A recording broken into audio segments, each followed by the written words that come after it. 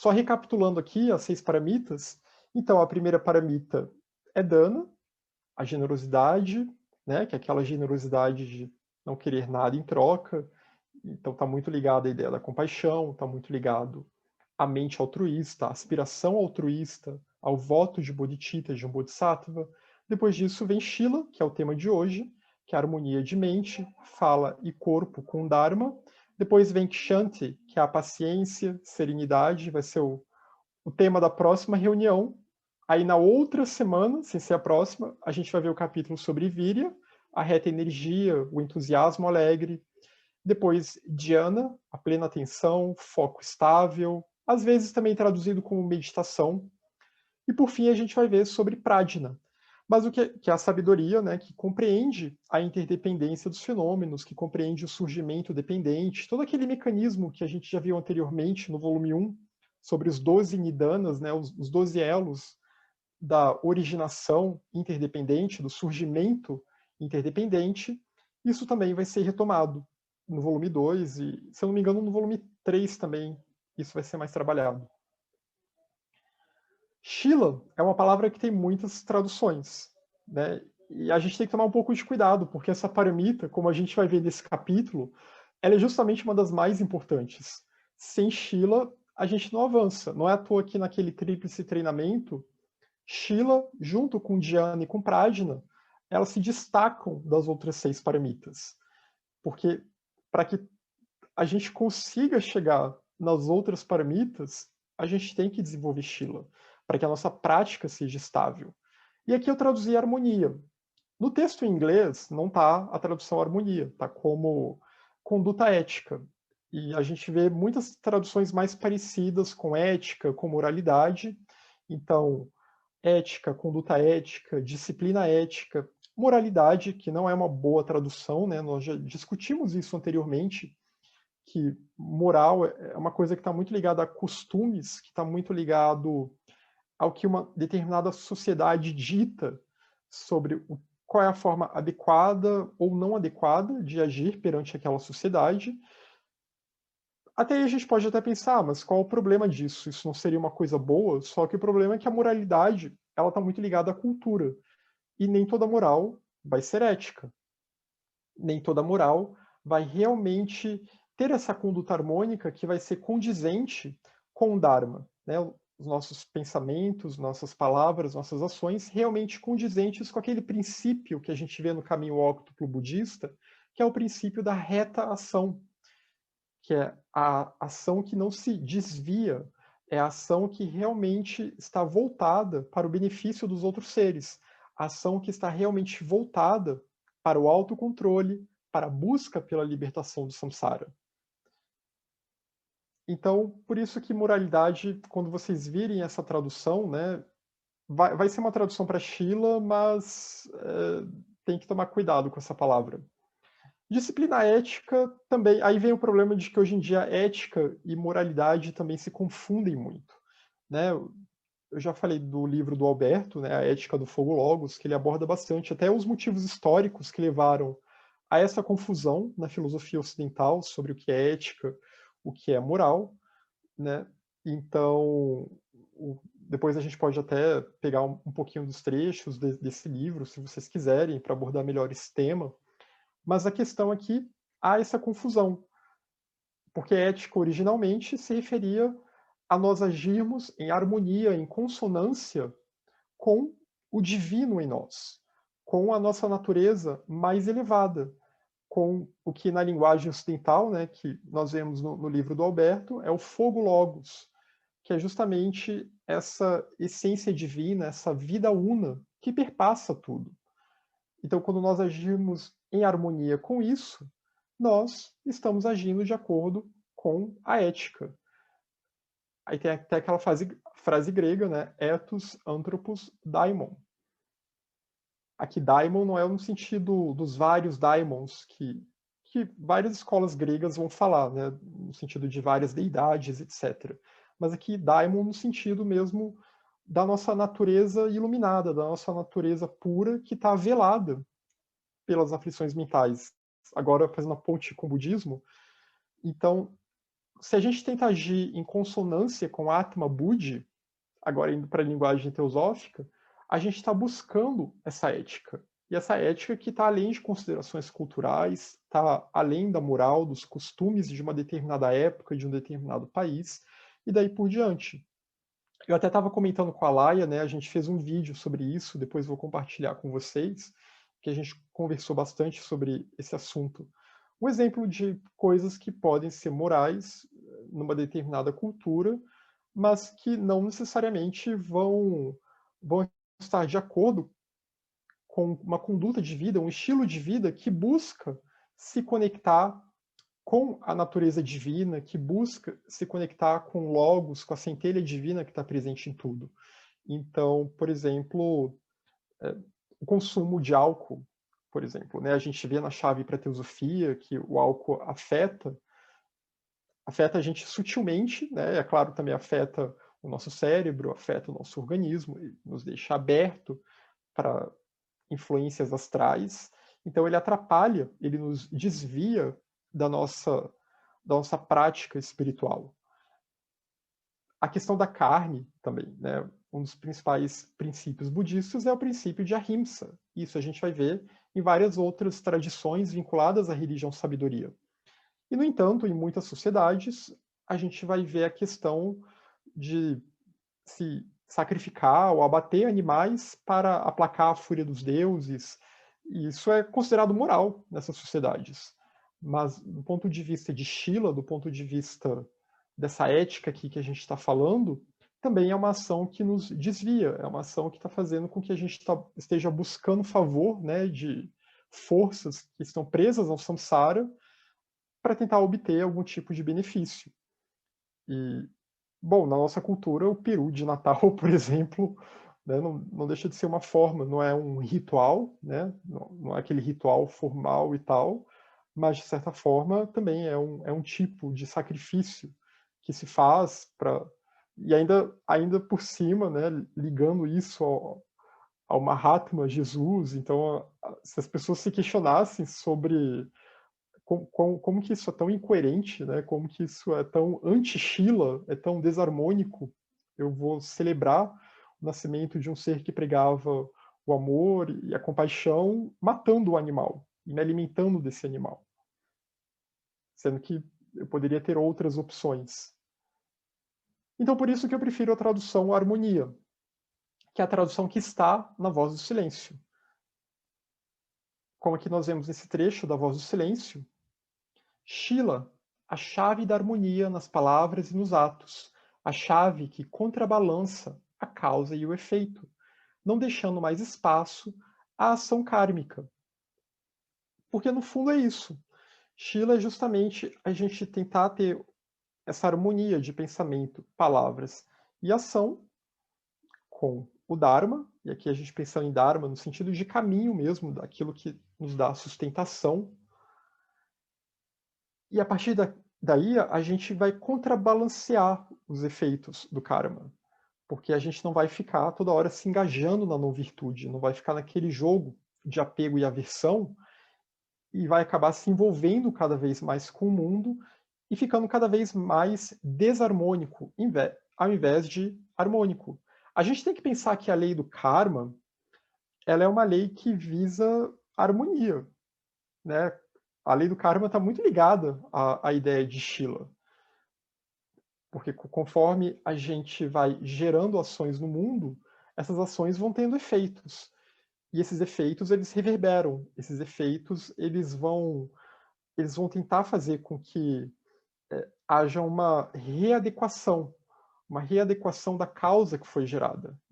Já que somos todos interdependentes, as nossas ações vão sempre afetar o todo, vão sempre afetar todos os seres.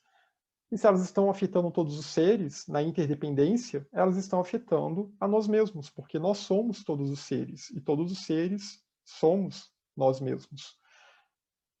Então, por isso é importante que a gente tenha Shila. Até se a gente quiser pensar de uma forma, um egoísmo meio dourado, né? É claro que a gente tem que tentar transcender, mas se a gente quiser pensar como aquele primeiro nível de praticante do Lamrim, que é aquele que está mais preocupado em eu quero poder continuar tendo boas condições de vida no futuro, em vidas futuras, também para poder continuar tendo acesso ao Dharma, continuar tendo tempo livre, etc. Né? É ok a gente pensar isso se a gente tiver uma reta motivação. Mas, pensando dessa forma, Shila é a grande chave aqui, é a grande chave que vai nos guiar em relação ao karma, que vai permitir com que o nosso karma se torne cada vez menos desarmônico, para que numa outra linguagem indiana, para que a gente empreenda uma karma yoga, para que a gente tente agir sem se preocupar com os efeitos no sentido egoísta, né, sem se preocupar com os frutos que vão beneficiar a minha personalidade, mas agir de acordo com aquilo que é o certo, fazendo o bem pelo bem e agindo então de forma desinteressada, o que na perspectiva tanto indiana quanto na perspectiva budista significa agir em prol de todos os seres, na perspectiva budista mahayana, porque a gente aqui nessa ação desinteressada a gente na verdade está contribuindo para o bem-estar de todos os seres. O que é Shila? Assim começa o capítulo. Então, Shila é uma atitude de abstenção. E aqui a gente vê a renúncia. Né?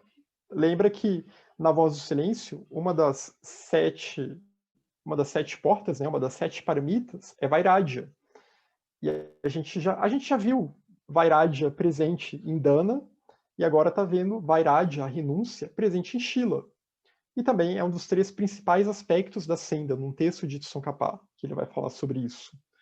Então, para que Shila funcione bem, tem que ter Vairagya, tem que ter desapego, tem que ter essa atitude de abstenção que afasta sua mente de causar danos aos outros e afasta sua mente das causas do sofrimento. Então, cada vez mais a gente vai tentando se afastar do poder dos kleshas, vai tentando diminuir. Né? A gente tem sempre que pensar que no caminho da senda gradual ou graduada, a gente não consegue superar os nossos vícios do dia para a noite. É como uma pessoa que está tentando parar de fumar, por exemplo. É muito difícil uma pessoa conseguir parar de fumar do dia para a noite se ela está há anos fumando vários maços de cigarro. Tem que ir aos pouquinhos, de pouco em pouco, vai reduzindo, vai diminuindo, e o poder daquilo vai diminuindo com o tempo. E essa é uma atitude que é aconselhada em alguns textos budistas, a gente vai ver, né? De pouco em pouco, a gente vai fazendo pequenas renúncias, pequenas abstenções, vai tentando diminuir o poder que os objetos do mundo têm sobre nós, no sentido, né, de como os nossos sentidos se colam, nossos sentidos e a nossa mente pensante, nossa manas, se cola a esses objetos, e a gente vai tentando se descolar ao pouco.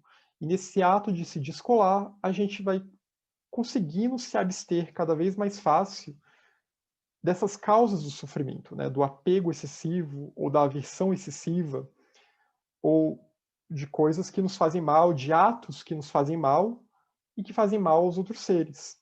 E principalmente de pensamentos que são danosos para nós e também para os outros seres. E essa aqui é uma das partes mais difíceis. Aí isso também já tem que ter dhyana e já tem que ter pradina. Já tem que ter uma boa dose de meditação e já tem que tentar aplicar também o poder da compreensão, do discernimento, da sabedoria, que compreende que o eu é vazio de existência inerente, para a gente não ficar se hiperidentificando com os nossos próprios pensamentos. Portanto, a prática de Shila consiste em familiarizar a sua mente com a atitude de abstenção, com a atitude de renúncia. A gente tem que se familiarizar com Vairagya, com essa renúncia de ações de mente, de fala e de corpo que causem danos aos outros seres. Essa é a base aqui. E a gente vai ver um pouquinho mais sobre isso ao longo desse capítulo agora. Aqui tem um trecho que o São Capacita, do Guia do Estilo de Vida do Bodhisattva, do Shantideva, né? Acho que é um texto também que vale a pena depois a gente trabalhar juntos. Aonde os seres, como peixes, poderiam ser enviados sem que fossem mortos. Aqui ele está falando no sentido de que para onde esses peixes podem ir sem que eles sejam mortos por outros peixes maiores ou por seres humanos. Aonde eles podem ir que eles possam ter segurança. E a gente pode entender aqui como metáfora, né? Nós somos os peixes. É até, é até curioso, aqui eu não quero forçar a barra, né? Mas lembra um pouco também do que a gente vê lá na linguagem dos gnósticos, né? Dos pescadores de almas. Nossas almas, agora falando numa linguagem meio ocidental, nós somos como peixes aqui, que estamos no oceano do samsara e tentando escapar, tentando escapar do abate, tentando escapar de peixes maiores, tentando escapar de outros que podem tentar nos pescar e nos matar, né? Dos arcontes, das forças internas em nós que podem nos destruir devido ao poder do egoísmo. Então, como que nós, peixes, podemos encontrar segurança? Isso pode ser alcançado quando se adquire a abstenção, a renúncia. Assim, você se aperfeiçoa em Shila. A gente começa a ter uma conduta mais harmônica. Então, tudo aquilo que a gente vê na literatura budista de que o Senhor da Morte está sempre à espreita, esse medo da morte, ele vai diminuindo, porque a nossa vida ela vai se tornando cada vez mais meritória. E conforme ela vai se tornando cada vez mais meritória, a gente vai tendo menos. A gente vai tendo menos apego pelas coisas do mundo material, pelas coisas mundanas que ainda nos prendem a esse mundo. A gente vai se tornando cada vez menos do mundo, né? Aquela velha máxima de estar no mundo sem ser do mundo. Também tem tudo a ver com Shila. Isso é Shila no seu ápice. Shila tem 3 divisões: a Shila da abstenção ou da renúncia, a Shila do acúmulo de virtude, que já é o outro lado de Shila, e aqui vai entrar outras paramitas, né, como Dana, por exemplo, e a Shila da ação voltada para o benefício de todos os seres, que também tem a ver com Dana, tem a ver com compaixão, Karuna, tem a ver com Bodhicitta.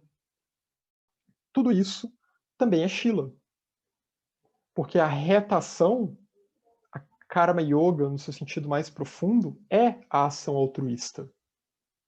E isso que significa uma ação que não se preocupa com os frutos dessa ação. Você simplesmente se doa e tenta simplesmente agir em prol do benefício de todos, em prol do benefício do todo. Um exemplo de Shila de abstenção é a renúncia às 10 ações não virtuosas. Então, nesses 3 tipos de Shila, né, a gente agora está vendo principalmente esse primeiro tipo, que tem muita relação com Vairagya, com a renúncia. E se abster das 10 ações não virtuosas é uma forma de Shila. Só recapitulando aqui quais são essas 10 ações, né, a gente viu em capítulos passados, no ano passado, que falaram bastante dessas 10 ações e da renúncia, da importância de renunciar a essas 10 ações.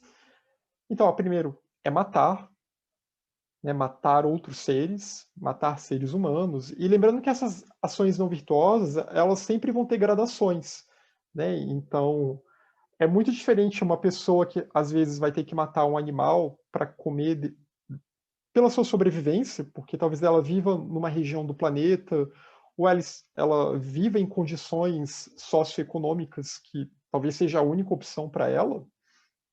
É muito diferente esse tipo de matar do que aquele matar realmente com a intenção de destruir a vida de um outro ser por, né, maldade, ou matar simplesmente para se vingar de outro ser, matar motivado pelo poder da aversão, matar outra pessoa, o quão familiar é essa outra pessoa para nós, e isso tudo nessas listas de gradação vai afetando. Né? É até interessante, a gente vai ver em alguns textos, e é sempre complicado falar dessas questões do karma, né? Mas, por exemplo, eu acho que, se não me engano, é o Gesh Rabiten que fala disso num texto, que é, aquela pessoa que joga uma bomba, que aperta o botão para jogar uma bomba atômica, ela tem um karma bem pesado. Mas aquela outra que aparentemente não sujou as mãos, mas que deu a ordem, tem um karma mais pesado ainda. Então também o estimular outras pessoas a matar, né, quando a gente pensa ao longo da história humana de líderes políticos, líderes de países, reis que insuflavam seus exércitos para matar outros povos, esses reis, eles sofreriam com as consequências kármicas de uma forma muito mais pesada do que aquele soldado que foi obrigado, que também vai sofrer com as consequências, mas que foi obrigado a fazer aquilo, foi obrigado a ir naquela jornada. Então, só para dar um exemplo, né, de como aqui a gente apresenta essas ações de forma resumida, mas elas sempre têm gradações.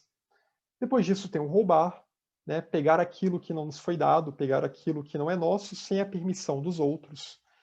Isso vale tanto para bens materiais quanto, né, para ideias e daí por diante, né, o plagiar e tudo mais. A má conduta sexual, né, e isso também dá sempre muito pano para manga, e aí diferentes vertentes do budismo e até dentro de uma mesma vertente, de acordo com a época, porque essa questão da conduta sexual ela está muito ligada com a questão da moral também, né? Então, o que é aceito por uma cultura numa época, o que não é. Mas o que a gente pode pensar aqui, que sintetiza bem, é uma sexualidade abusiva, uma sexualidade violenta e uma sexualidade descontrolada, compulsiva, né? Que passe a controlar a vida daquela pessoa. E aí aquela energia sai do controle. Mentir também vai ter várias gradações, né? A fala abusiva, aquela fala agressiva, e isso vai depender muito da intenção também, porque eu posso às vezes soar grosseiro para uma pessoa, mas não foi minha intenção. Aí é mais o problema de quem está ouvindo do que de quem está falando. Então é muita questão de se a sua intenção é uma intenção de causar danos com aquela fala. A fala da discórdia, né? Aquela fala de tentar gerar divisão, de tentar gerar inimizade entre pessoas, colocar pessoas umas contra as outras. E que isso também pode levar ao matar, né? Essas ações não virtuosas, elas também estão interligadas, da mesma forma que as 6 paramitas estão interligadas entre si, as ações não virtuosas, elas também se interligam. Então, se uma pessoa às vezes se envolve numa ação que pode até parecer inocente, a tagarelice, a fofoca, só que, de repente, isso ganha um tamanho que vira uma fala que gera discórdia. E aí essa fala que gera discórdia pode se tornar uma fala abusiva. E, e junto com isso vem a mentira. E aí, junto com isso, pode ter consequências drásticas e trágicas também, né? Desde matar, a má conduta sexual também, a gente pode ver isso muito, como a nossa sociedade tem muitos problemas com essa questão, e isso às vezes acaba afetando outras áreas da vida da pessoa, ela começa a ter inimigos, ela começa a ser mal falada, ou a falar mal dos outros, etc. Então a gente vê que está tudo interligado aqui.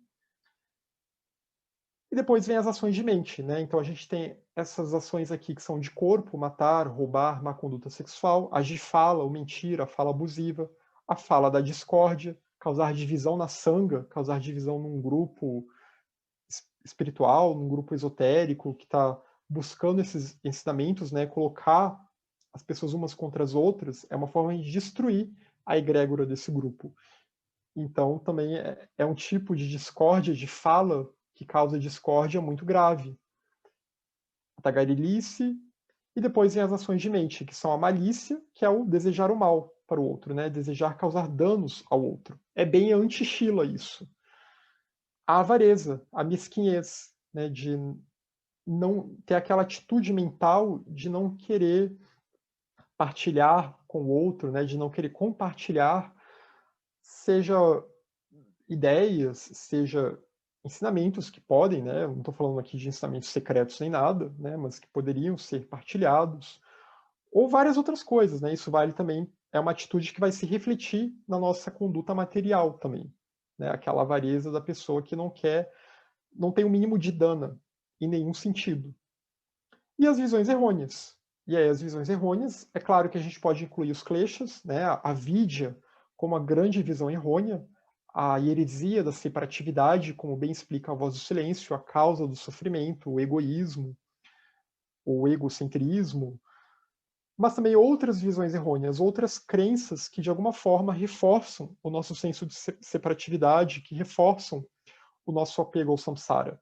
E visões errôneas, crenças errôneas também podem levar uma pessoa, por exemplo, a matar outras pessoas em nome da religião, né? A gente vê isso bastante, inclusive atualmente, em muitas partes do mundo, ou a tentar destruir grupos alheios, etc. E isso também pode fazer com que a pessoa decida roubar, com que a pessoa incorra em má conduta sexual, né, numa sexualidade descontrolada, achando que isso vai ser o caminho para a iluminação, ou vai fazer com que ela minta, manipule, distorça os ensinamentos, vai fazer com que ela tenha uma fala abusiva, agressiva, porque ela começa a ser imbuída de uma certa arrogância.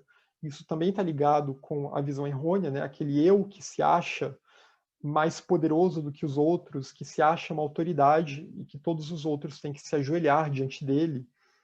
E também a gente vê isso muito nos meios, né, da religião mais tradicional, exotérica.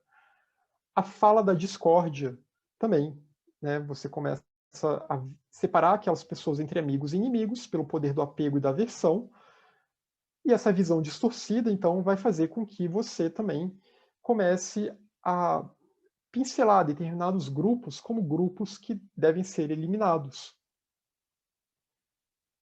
A tagarelice, a malícia, a avareza, tudo isso, né? De certa forma, as visões errôneas, elas são quase como a fonte de todas as outras, mas, como eu falei, estão todas interligadas, interconectadas aqui. E a prática de Shila, então, consiste em se abster de praticar cada uma dessas 10 ações. Porque lembrando que se a gente está praticando Shila de fato, significa que a gente está praticando todas as outras paramitas junto. Chandrakirti, um personagem do século VII, né, Tsongkhapa gosta muito desse filósofo budista indiano, bastante ligado à visão madhyamika. Chandrakirti, em sua explanação do caminho do meio, no Madhyamakavattara Bhashya, ele diz: é chamada de Shila, a harmonia, porque não cede às aflições. Então, se a gente tem Shila, quer dizer que a gente não se entrega ao poder das aflições, ao poder dos kleshas. E não permite que os kleshas surjam no nosso contínuo mental. Porque se a gente fica dando comida para os kleshas, né, os kleshas vão engordar. A gente tem que pensar que os kleshas são como minhoquinhas, são como animaizinhos aqui que estão na nossa mente. Se a gente fica toda hora alimentando, eles só vão engordar, engordar, engordar, engordar. E quando a gente às vezes menos espera, numa determinada situação, aquele klesha ele vem e nos devora. Então Shila é como o frio que apaga o fogo do remorso. Aqui o remorso não é tanto no sentido daquela questão da renúncia, né? Aquele remorso que até pode ser saudável, se é sincero, se é aquele arrependimento sincero, e aí a gente usa isso para nos dar energia, nos dar ímpeto para renunciar à não virtude, renunciar aos vícios.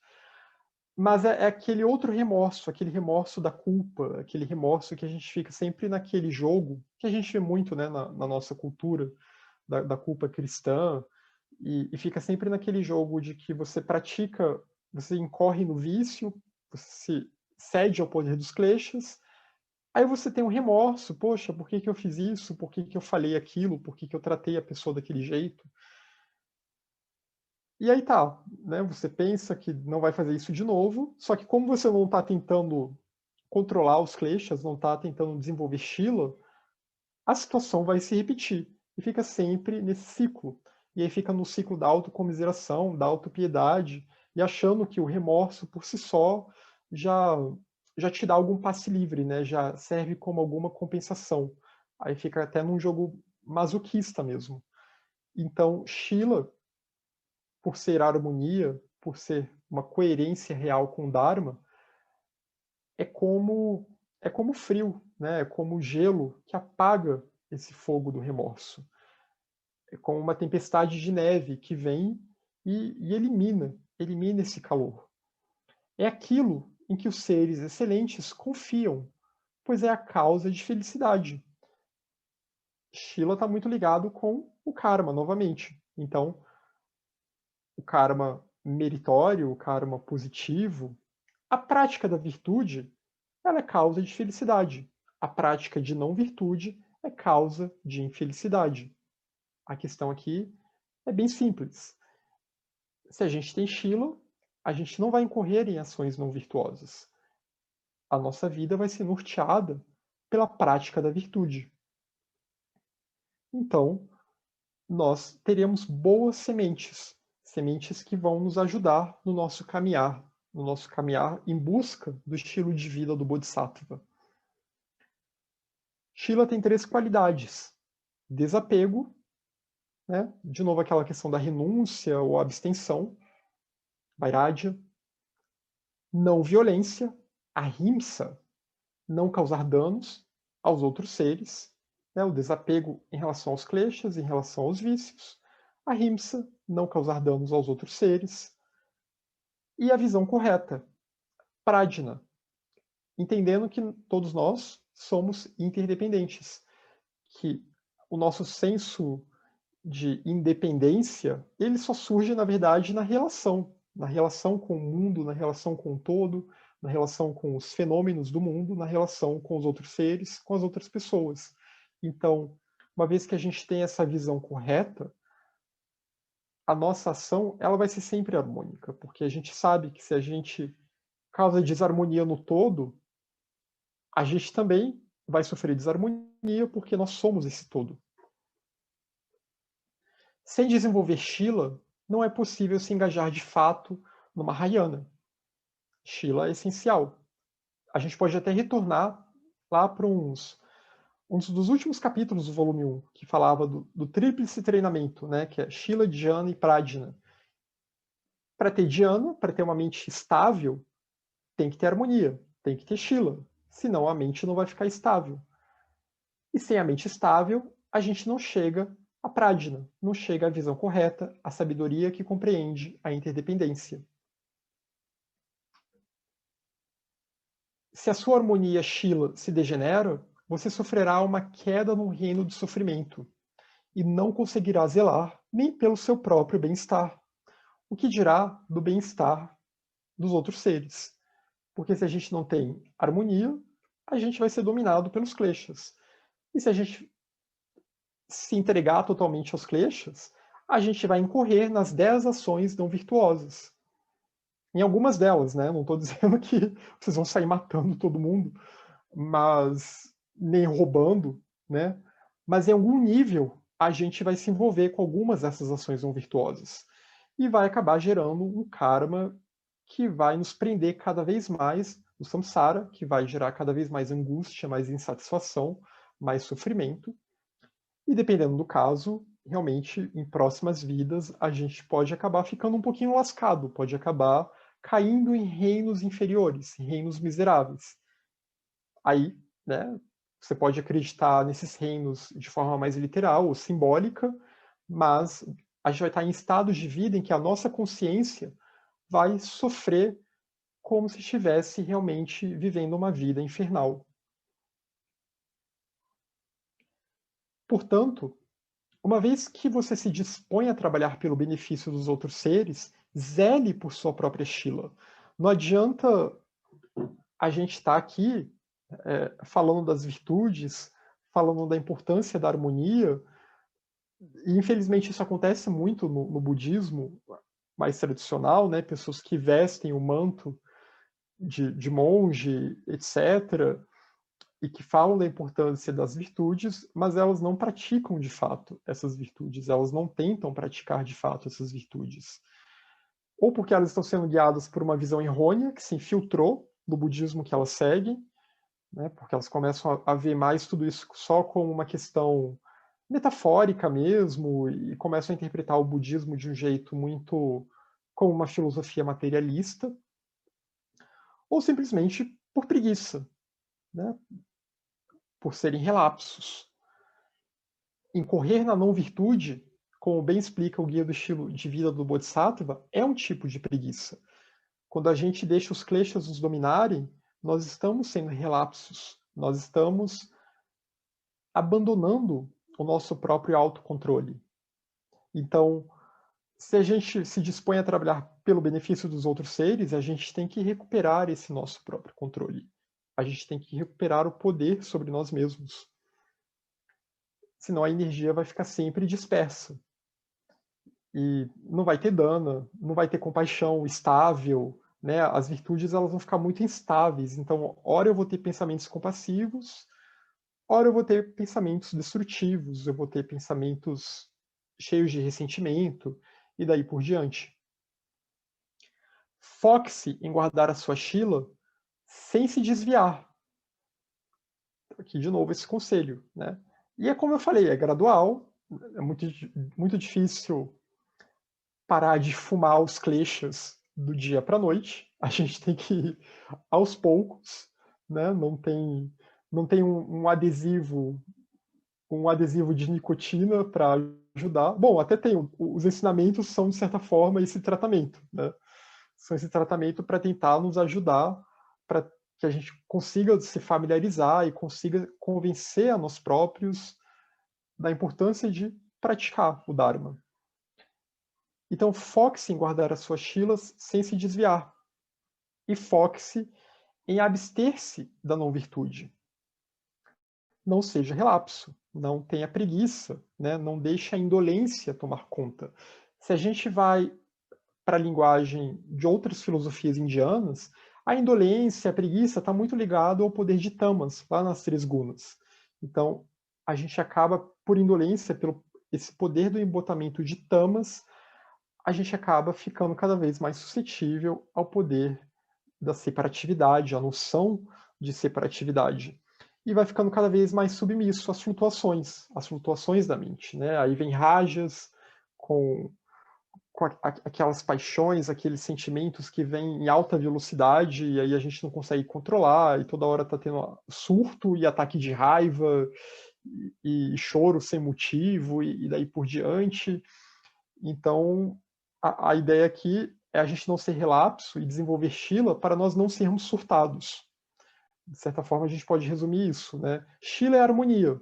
Se a gente não tem harmonia, a gente está no surto do samsara, no modo de confusão. Né? Tem até a palavra sânscrita morra, que é esse modo de confusão, a mente que está deludida, que está em delírio, devido ao poder dos kleshas. Sem Shila, não haverá energia, não haverá víria para auxiliar os outros seres.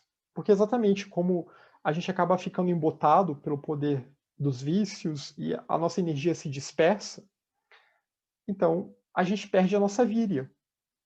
Porque víria é a reta energia que nos conduz por um reto caminho, que nos conduz para a prática da virtude, aquela energia virtuosa.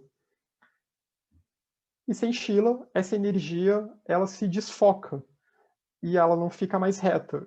E aí a gente vai virar a gente vira uma espécie de metralhadora, né? Fica toda hora atirando para todos os lados, buscando algum tipo de conforto no samsara e perdendo tempo precioso.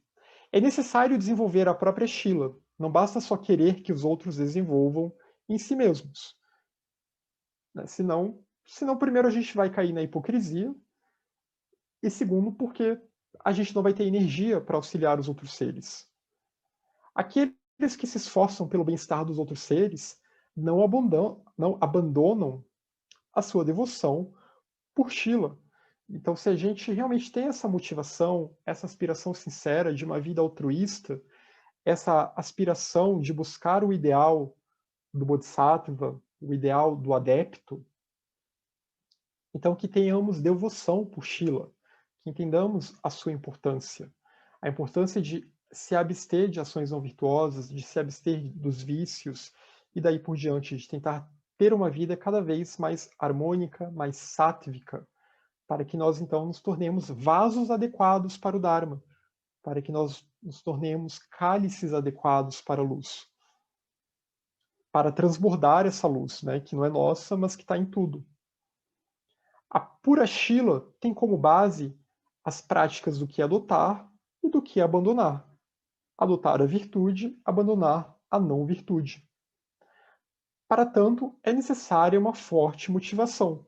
Então, a gente tem que ter bastante motivação e se retroalimenta. Para ter uma forte motivação, tem que ter Shila, tem que ter Virya também, tem que ter Dana, tem que ter Bodhicitta, a Bodhicitta aspirativa, né? Aquele primeiro nível de Bodhicitta, aquela aspiração de gerar Bodhicitta, a aspiração altruísta, no caso do Mahayana. Então tem que ter tudo isso. Medite sobre as consequências de não observar Shila e sobre os benefícios de desenvolvê-la. Aqui entra Dhyana, meditar sobre o karma, meditar sobre a preciosidade da vida humana. Coisas que a gente já viu também nos outros capítulos do Lamrim Chenmo. Meditar sobre como, praticando boas ações, o nosso caminho ele vai ficando um pouquinho menos desobstruído. Assim, considere as consequências dos vícios e elimine mesmo a menor não virtude, para que ela não cresça. Eu acho que é na voz do silêncio, né? Se alguém lembrar melhor dessa passagem, até pode colocar aqui no chat, mas eu acho que talvez seja na voz do silêncio ou em Luz do Caminho, que fala, né? Aquele cuidado que a gente tem que ter com a nossa própria sombra, de não ficar alimentando ela. Não alimentar nem um pouquinho, né? Nem dar um alpistezinho para ela, porque ela vai crescer. E conforme ela vai crescendo e crescendo, aquelas pequenas gotas homeopáticas, uma hora aquilo vai nos dominar, aquilo vai crescer dentro de nós. Então, essa é a questão aqui. Por isso que esses textos, né, tanto o Lamrim Chenmo, esse budismo Gelugpa, o Mahayana, e também na literatura teosófica, a gente vê muito isso sendo enfatizado, né?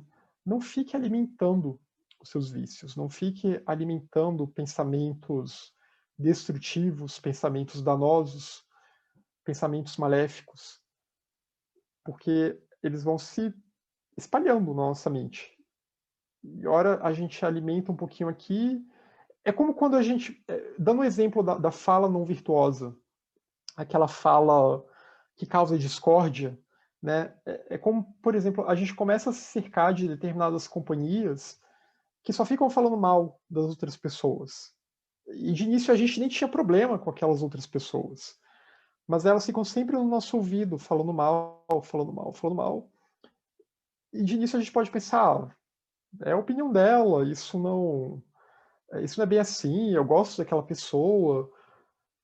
Mas se a gente abre muito a porta para essa influência, uma hora a gente vai começar a observar, essa outra pessoa fez isso, então talvez tenha algum fundamento aquilo que aquela outra anda reclamando e anda falando mal, e aí quando vê a gente já está completamente influenciado. Aqui dando um exemplo da nossa relação com as companhias, né, o cuidado que tem que ter, mas se a gente pensar nos kleshas também como companhias que estão dentro de nós, não permitir, não tomar os kleshas como os nossos amigos e pensar que as nossas companhias ideais são as virtudes. Vamos alimentar a virtude. Tendo ciência das consequências kármicas da não virtude, então você se esforça em se abster mesmo das menores infrações, para que elas não cresçam e não se tornem grandes infrações no futuro, para que a gente não fique alimentando o nosso contínuo mental com sementes e padrões kármicos de comportamento que vão ficar se repetindo, né, vida após vida. Na dependência de Shila, o seu fluxo mental progressivamente se desenvolve. Então, se a gente confia em Shila, se a gente tenta desenvolver Shila, o nosso fluxo mental vai se tornando cada vez mais puro. O seu treinamento se torna semelhante ao de um Mahasattva Bodhisattva e sua natureza compassiva. Mahasattva Bodhisattva é um termo técnico aqui da senda do Bodhisattva, né, daqueles diferentes graus, os diferentes bhumis. O Mahasattva Bodhisattva é alguém que já alcançou um estado que, na literatura teosófica, a gente poderia chamar de Mahatma. E até são termos muito parecidos, né, porque Mahatma aqui já não é o Atma no sentido universal, né, mas é mais no sentido de aquele grande ser que que permite com que esse Atman universal reluza para os outros, né? Com que ele brilhe para os outros, aquele que já alcançou uma harmonia com o Atma Buddhi, e aqui o Mahasattva é a mesma coisa.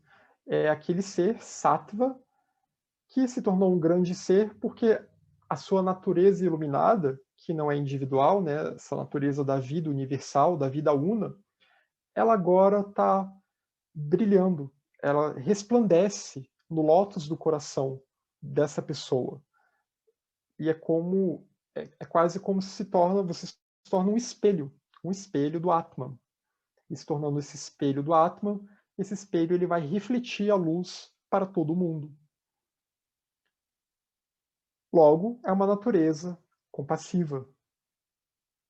Na dependência de Shila, você alcança a sabedoria, você alcança a prajna, pura e sublime, que elimina todas as sementes da não-virtude. Porque para chegar nesse estado, né, você chega no ápice da Shila, que é a Shila de um Mahasattva Bodhisattva. Quer dizer, o ápice é a Shila de um Buda, mas aqui já está quase lá. Então você chega nessa Shila desenvolvendo prajna, desenvolvendo a sabedoria, compreendendo a interdependência de todas as coisas, compreendendo que nada tem concretude independente, tem uma natureza própria, individual, tem uma essência que seja distinta da essência de tudo. Então, alcança essa sabedoria pura e sublime que elimina todas as sementes da não-virtude. Uma vez que prajna é realizada de fato, é alcançada de fato, então a pessoa se torna um Mahasattva Bodhisattva. Porque aí, bodhicitta, a última desperta. Chitta, a mente se torna Bodhi, se torna uma mente desperta. O ornamento de Shila é um deleite para todos. Então vejam para onde que a prática de Shila leva as pessoas. E como que todas as paramitas estão inclusas nessa prática de Shila. E por isso é esse ornamento que é um deleite, que é como uma joia para todos os seres. O perfume agradável de Shila se espalha por todas as direções dos três mundos. É como uma loção que protege dos tormentos quentes dos kleshas. De novo aquela ideia, né, pensando nos kleshas como esse incendiar interno, né, esse calor interno que vem e a gente não consegue dominar. E já Shila tem um outro texto do Tsongkhapa que ele vai dizer que Shila é como a lua cheia cuja luz fria, né, aquela luz prateada, branca, meio prateada, como aquela luz, ela resfria o poder das paixões. É uma luz que lembra a neve, que lembra o gelo.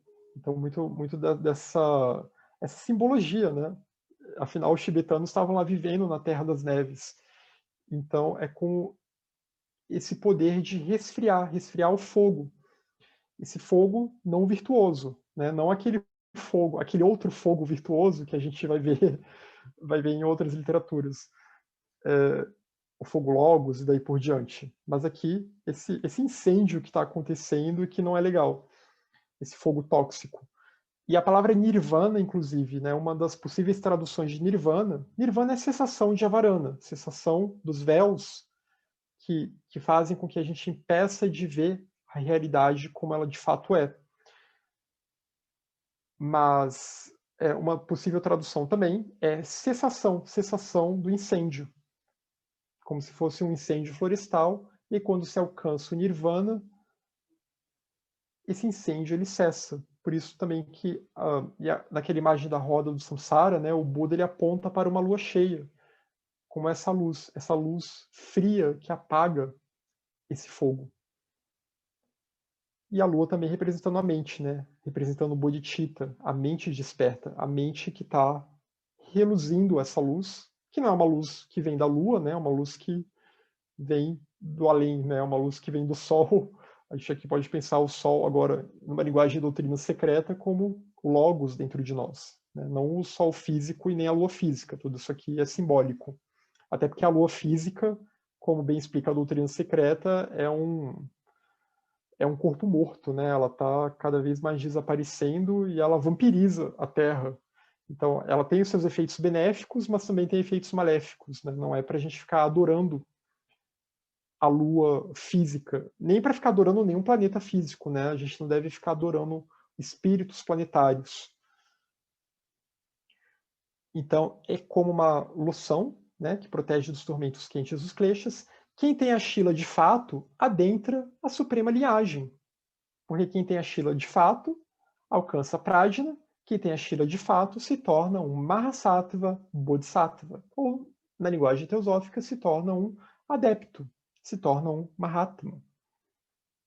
Devido à preocupação com a sua própria felicidade, aqueles que seguem a senda do Bodhisattva não comprometem sua própria Shila, porque aqui é uma questão de discernimento, é saber o que é de fato a felicidade, né? Não é mais aquela felicidade mundana, mas é felicidade no sentido de contentamento, no sentido de libertação do samsara, no sentido de buscar alcançar o último nirvana, né? O paranirvana. Então, por isso que aqueles que almejam adentrar essa senda, que estão tentando se dedicar a essa senda, eles não vão comprometer a sua própria Shila, porque eles sabem que se afastar de Shila é causa de sofrimento. Shila deve ser protegida. Então, nas nossas meditações, né, a gente sempre pode meditar sobre as paramitas. E fica essa sugestão. Nas nossas meditações, são ao que 6 dias na semana, 7. Melhor ainda, a gente pega as 7 paramitas da voz do silêncio e dedica um dia para meditar sobre uma dessas paramitas. É algo que a gente pode fazer. E sobre a preciosidade e a importância de cada uma delas. E por que elas devem ser protegidas, elas devem ser louvadas dentro de nós, no sentido de alimentadas e de praticadas. Porque você tem autocontrole, você experiencia a felicidade. Então, essa harmonia ela está muito ligada com essa ideia do autocontrole. E tendo esse autocontrole, a gente não se torna um joguete no poder dos kleshas. Confie completamente em Shila, sem orgulho. Porque aí também, se tiver orgulho, já não é mais Shila. Vai ser aquele eu que vai se achar mais, mais harmônico do que os outros, né? Eu tenho Shila e vocês ainda não têm. A Shila de abstenção consiste na renúncia de todas as ações não virtuosas, né? Só recapitulando aqui, e de acordo com os votos de cada um. Aí também essa questão já é uma questão que vai depender dos compromissos de cada pessoa, né? Tem aquele sentido geral, né, de renunciar a toda não virtude, mas também se a pessoa toma um voto específico, como o voto do Pratyeka Buda, o voto Hinayana da libertação individual, então, se ela não age de forma harmônica com aqueles votos, isso também vai comprometer a prática de Shila. E no caso do Mahayana, se ela toma o voto do Bodhisattva, o voto Mahayana, os votos monásticos, ou votos não monásticos, né, como os votos de upasakas, homens, e upasikas, as mulheres, também, se ela não tenta viver de acordo com esses votos, isso também vai comprometer a prática de Shila. Um exemplo, por exemplo, as próprias 10 ações não virtuosas, né? Isso faz parte do voto. Renunciar às 10 ações não virtuosas. Buscar renunciar a essas 10 ações. Ou então aqueles 5 preceitos, que isso a gente vê tanto em comum com o Mahayana quanto com o Hinayana, né? Que envolve um pouco dessas ações, que é também o não matar, o não roubar, o não mentir, o não incorrer em sexualidade inadequada, né, em má conduta sexual, e o não embotar a mente, não usar substâncias que embotam a mente. Só nessa última, eu conheço vários monges budistas que iam rodar. Né? Monge que gosta de tomar saquê, monge que, que gosta de tomar uma cervejinha. Então, só essa última já iam ter vários que iam rodar. Isso sem contar os que ainda misturam, né? Não vou citar nomes aqui, mas tem budista famoso aí no Brasil que prega o uso de ayahuasca e outras coisas do tipo. Então, tudo isso que tira o nosso autocontrole, né, que torna a nossa mente suscetível a influências externas, tudo isso deve ser evitado. Tudo isso faz parte do voto. A Shila de acúmulo de virtude consiste na prática das virtudes, tais como as 6 paramitas, no desenvolvimento de virtudes em sua mente e não relaxar na prática dessas virtudes. A gente tem sempre que pensar, né, que primeiro a gente tenta gerar uma atitude mental. O karma tem 3 níveis, as ações de mente, de fala e de corpo. Então, como a gente viu no capítulo anterior sobre dana, vai ter momentos da nossa vida que talvez a gente nem consiga praticar muita dana, né, em relação aos outros seres, que talvez a gente não consiga contribuir muito, seja em termos materiais, ou talvez a gente ainda não possa, não consiga doar o Dharma, ou se doar de alguma forma para o benefício dos outros seres. Mas a gente pelo menos tenta gerar uma atitude mental, tenta gerar essa tendência mental dentro de nós, para que quando for possível fazer isso, a gente não vai ter hesitação, né? A gente não vai hesitar em ter essa conduta, porque na nossa mente essa conduta já está lá dentro. E não relaxar na prática das virtudes, não ter preguiça, não ser relapso, continuar sempre alimentando, né? Sempre nesse reto caminho. A Shila das ações voltadas para o benefício dos outros seres consiste no foco de dedicar as suas ações para o benefício de todos os seres. Esse é o terceiro nível de Shila, né? E essa Shila aqui já é realmente bem Mahayana, bem exclusiva do Mahayana, o Theravada não vai ter essa ênfase nesse terceiro nível de Shila, e que está muito ligado à segunda e à primeira, né? Tem que ter a renúncia, tem que ter a prática das virtudes, para que então as suas ações, você se aperfeiçoe cada vez mais em ações compassivas, dedicando os frutos das ações e dedicando as próprias ações para o benefício de todos os seres, nesta vida e também em vidas futuras. Esse compromisso, ele inclui 11 tipos de seres. Vocês podem até achar estranho, mas então não era todos os seres, são só 11? Mas a gente vai ver que, na verdade, esses 11 aqui abarca todo mundo. Então, aqueles que necessitam de ajuda, né? Aqueles que estão confusos quanto ao próprio método. Aqueles que não sabem qual virtude adotar e qual não virtude abandonar. Aqueles que te deram ajuda. Não ser indiferente a pessoas que podem ter te ajudado e que isso pode ter te contribuído na sua prática do Dharma. Eu lembro sempre das cartas dos Mahatmas, que um dos motivos do Sinnett ter tido aquelas facilidades que ele teve, né, de receber cartas de um dos Mahatmas,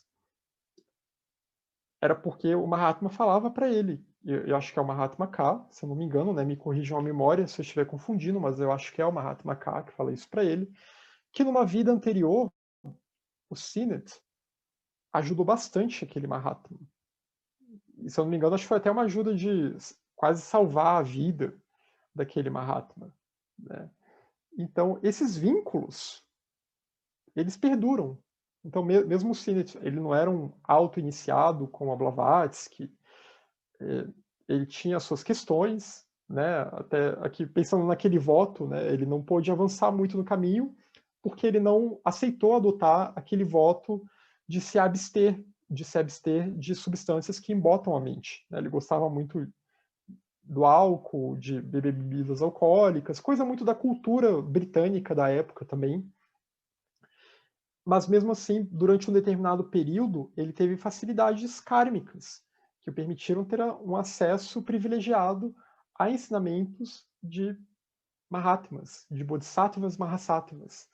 Então, esses vínculos eles são importantes e esses vínculos eles não são deixados de lado, né? A gente tem que tomar cuidado às vezes quando vê nos textos que falam da importância da impessoalidade.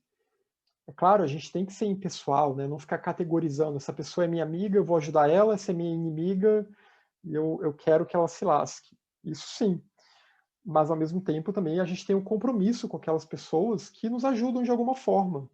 A gente tem um compromisso, por exemplo, se a gente está num grupo, numa loja, né, com as pessoas que ajudam a manter a loja, com as pessoas que ajudam a manter o grupo, com aquele trabalho que está sendo feito, né, colaborar com aquele trabalho. Porque são os vínculos que vão se reforçando. em nome de um trabalho maior. Aqueles que estão afligidos pelo medo, né? Ajudar também os que estão afligidos pelo medo.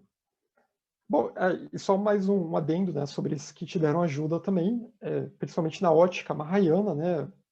Por exemplo, não virar as costas para compromissos com família e coisas do tipo, né? Que às vezes no budismo Theravada a gente vê naqueles textos monásticos, né? Abandone sua família, não olhe para trás e tal. Que a gente não deve levar muito literalmente esses textos, né? É mais no sentido de gerar uma atitude mental. Se a pessoa adotou a vida monástica para ela não ficar se lamuriando, mas eu tinha amigos no mundo, eu me divertia. Só que às vezes eu já percebi que alguns budistas levam isso muito literal, né? E acham que realmente que, que se lasquem os outros, porque agora eu vou cuidar da minha iluminação. Mas nem o Theravada bem entendido, ele está estimulando as pessoas a ter essa mente, né, de se lascar para os outros. Mas, de qualquer forma, então, também ajudar aqueles que estão afligidos pelo medo. Né? E é que o medo em suas diferentes manifestações. O medo está muito ligado ao klesha da aversão, ao klesha da repulsão. Então, medo, raiva, aversão, ressentimento, ódio, todos eles estão bastante ligados uns aos outros e, é claro, também se ligam ao apego. Aqueles que estão afligidos pela tristeza, né? Tentar não alimentar o medo dos outros e tentar também não ficar alimentando a tristeza dos outros, a angústia dos outros, né? Tentar, de alguma forma, ajudar na medida do possível. E aqui, claro, no contexto budista e de Dharma, tentando mostrar para a pessoa que vale a pena continuar no caminho, né? Não se entristecer com o samsara, continuar seguindo em frente, tentar estimular a virya nas pessoas. Aqueles que são destituídos materialmente, aí vem a questão de dano, e aí isso tem várias formas de ajudar, tanto ajudando materialmente de fato, mas também ajudando de outras formas, né? De outras formas possíveis, né? E aí os exemplos podem ser inúmeros,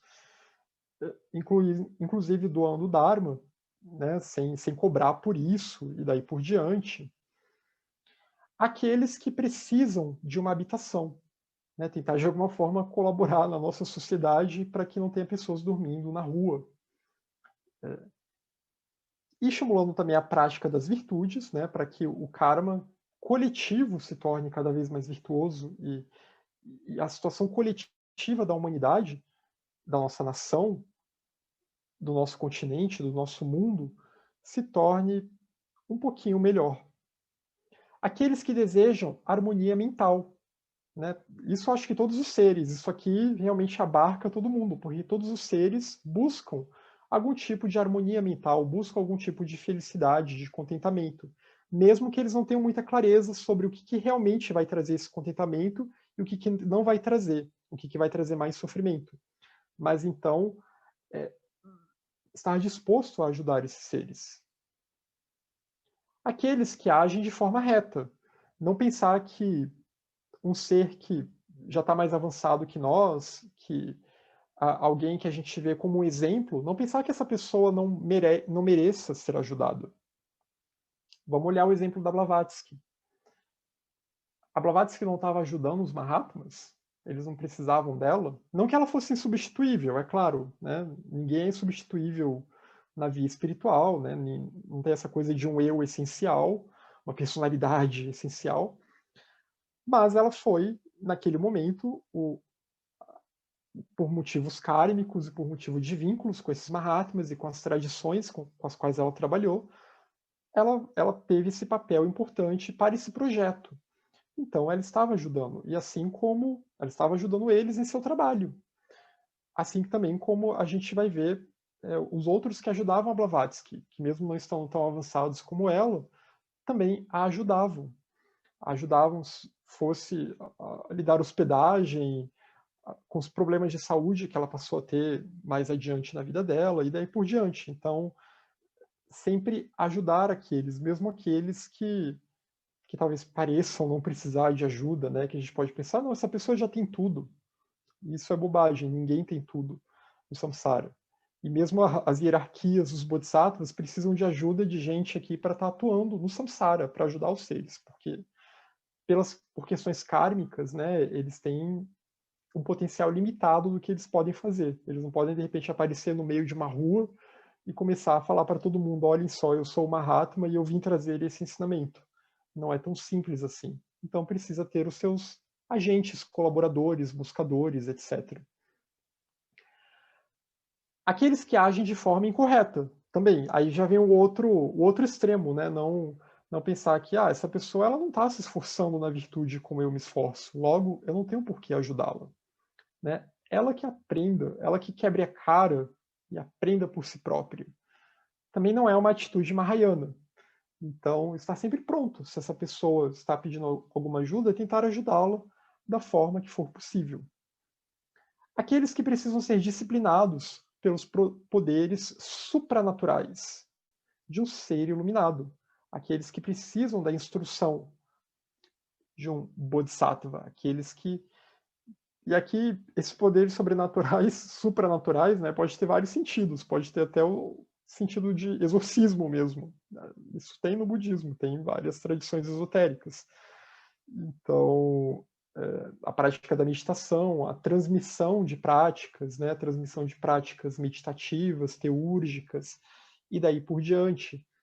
E tudo isso vai contribuindo para o caminhar espiritual dessa pessoa. Então, isso aqui, como eu falei, é só um resumo para mostrar que ninguém escapa. Né? Esses 11 tipos de seres é só para, se alguém questionar, não, mas e aquele ser, e aquela outra pessoa, e aquela pessoa que está numa determinada situação? Não, todos aqui estão inclusos. Né? E aqui eu dei exemplos mais voltados para os seres humanos, né? Mas a gente também pode aplicar para os animais, claro.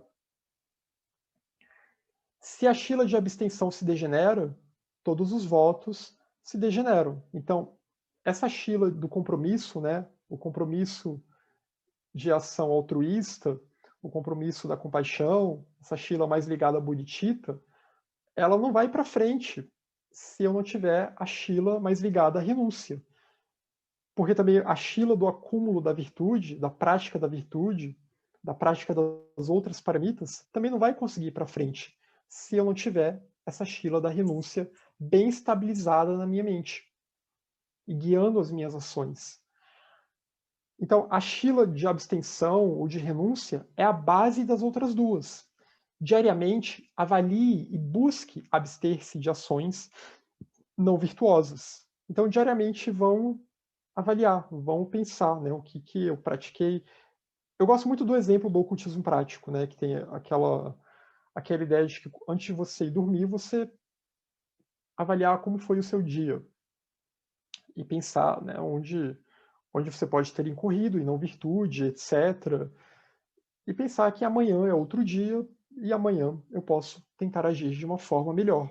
E quando iniciar o dia também, ao acordar, né, já gerar uma atitude compassiva para com todos, né, desejando que todos possam se libertar do sofrimento e pensando em se engajar naquele dia, em se engajar na virtude. Então, vivendo um dia de cada vez, porque sabendo que a nossa vida atual, ela é um dia, e a nossa próxima vida será um novo dia. Então a gente tem que cuidar do dia de hoje pensando no amanhã. Não permita nem mesmo um relance de não virtude que incite a prática das 10 ações não virtuosas. Então aqui só retomando aquele ponto, né, de não alimentar as sombras dentro de nós, não alimentar a malícia, não alimentar a avareza, não alimentar às vezes o impulso que pode vir de mentir para manipular os outros, ou aquele impulso de querer fazer uma fofoca, de querer causar discórdia, e daí por diante. Restrinja, portanto, as suas ações de corpo, de fala e de mente. Então, a gente colocar um freio nessa carruagem descontrolada e tentarmos entender que nós somos os senhores dessa carruagem. A gente pode até fazer pontes aqui com tudo aquilo que a gente vê no Bhagavad Gita, né? Que Arjuna ele se torna o senhor da carruagem quando ele está sendo guiado por Krishna. E para ele se tornar aquele senhor da carruagem, que é, né, o nosso corpo, a nossa mente, a nossa fala, tem que ter harmonia, tem que ter Shila. Shila é a raiz para o engajamento no estilo de vida do Bodhisattva. Então, sem Shila não dá para se engajar, porque sem Shila não vai ter constância. Né? Uma outra palavra também que a gente pode associar com Shila, com a harmonia, é a constância que é necessária para seguir no caminho, porque às vezes a gente pode ter muita intensidade dentro de nós, né? Então, um dia a gente se joga com toda aquela intensidade, mas aí no dia seguinte, na semana seguinte, já passou e a nossa mente já está distraída com outras coisas, se enrolando com as coisas do mundo. Naquele volume Cartas dos Mestres de Sabedoria, tem uma carta para Laura Holloway, que um dos Mahatmas ele fala para ela: o seu problema é que tem dia que você está muito dedicada e está muito focada, né? E tem outros dias que você se esquece completamente do seu compromisso com o caminho esotérico, com a via oculta, e você tenta se convencer de que você não é uma Shela, mas ao mesmo tempo, quando você está naquele momento de intensidade, você quer se entregar a esse caminho do Shelado. Então, a gente tem que ter constância, porque se a pessoa fica toda hora, hora se joga totalmente no Dharma, aí 2 semanas depois se joga totalmente no mundo, ela vai acabar se autodestruindo, ela vai acabar quebrar, vai entrar no estado de dissociação cognitiva, que só vai causar mais sofrimento para ela. Então, não negligencie Shila e pense que é uma prática que deve ser desenvolvida agora, com foco também nas próximas vidas. Então, não podemos ser negligentes e levarmos em conta que é uma prática que vai nos impulsionar, vai nos ajudar nas próximas vidas também, como todas as outras paramitas. Mas sem Shila, as outras paramitas elas não se estabilizam. Então, por isso que é a base do estilo de vida do Bodhisattva.